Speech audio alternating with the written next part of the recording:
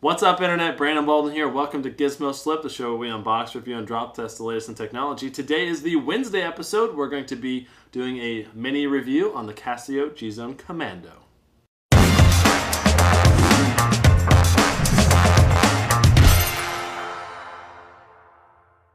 Alright guys, today we're doing the G-Zone Casio Commando. This is a rugged phone, meaning it can take drops, it can go into water up to 10 feet deep for up to 30 minutes long. It's supposed to be able to withstand 26 drops in a row from 4 feet high. It's also sand-proof, temperature-proof, and we're going to be taking a look at this phone and as an entertainment device today. But on Friday, we're going to be doing the durability test. Let's go ahead and take a closer look at this phone. Along the bottom right, you've got the camera button. You can be used for taking pictures and starting and stopping video. You've got the USB port. Notice how everything has rubber lining around it so as to prevent water and dust from getting in there. Let's go ahead and close that up. Let's look at the headphone port is the next up along the right here. Along the top, there's actually nothing. And then on the left side, you've got the volume rocker. And you've got this button right here which brings up the specific G-Zone apps, which is like a thermometer, a compass, a pedometer, which measures how far you walk, and a number of other useful apps if you're an outdoors person or just someone who wants to be more active about that stuff. You've got the power button right here. You've got a 5 megapixel camera on the back with an LED flash. This can be used for underwater recording as well as just when you're out in like a wet environment. If you have a very active lifestyle, if you're always hiking, biking, boating, kayaking, skateboarding, any of those things, this phone will be able to keep up with you and not break at the same time, and you don't need to buy a case for it because it can actually survive the rigors of life. At least that's what we think. We're going to be drop testing it on Friday, so durability testing in every way, including water, drops, temperature, all that stuff. Some of the other things we really liked about it was the screen resolution for the size of the screen. It's actually got a fairly high pixels per inch.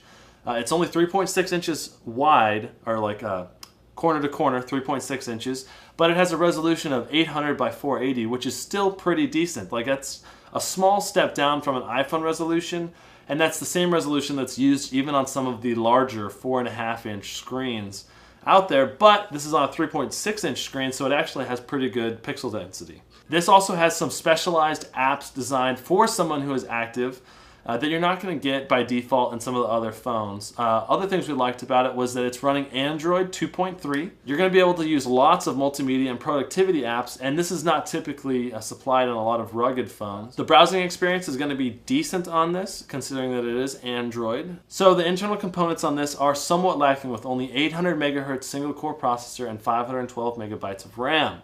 Now, it will be able to play most of your applications. I would say it should be able to handle 80% of the applications out there, but there are going to be some that it's going to struggle with. You're going to be looking at lack of responsiveness in certain situations. For example, if you loaded a lot of applications or with a heavy game, it may not get as many frames per second as you'd like, or when you swipe to move to the next screen, it may be a little bit laggy at certain points.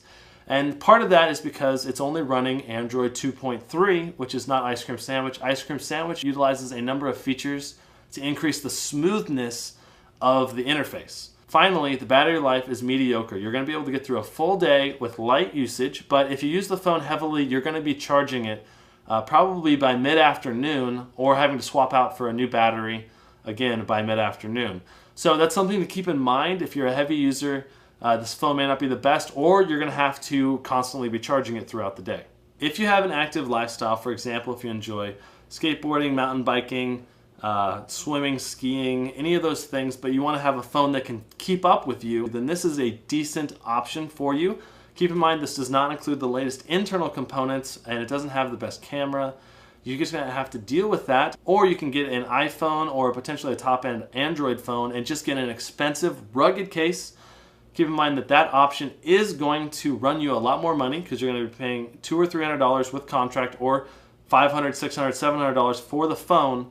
But then you also have to pay for the case, which is going to be a minimum of $50 all the way up to potentially $150, $200 just for the case to get the equal durability that this phone has built into it. We liked this phone for what it is.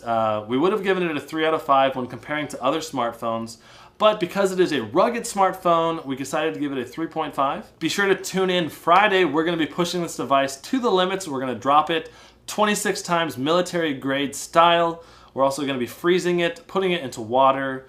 We're going to basically try to just fully test this device and see if it can withstand the rigors that it claims it can. Also, if you want to check out a fun video, click right here for a little Shark Week promo video that's Revision 3 put together. Don't forget to subscribe, like us on Facebook, follow us on Twitter. We'll see you guys Friday. Gizmo Slip.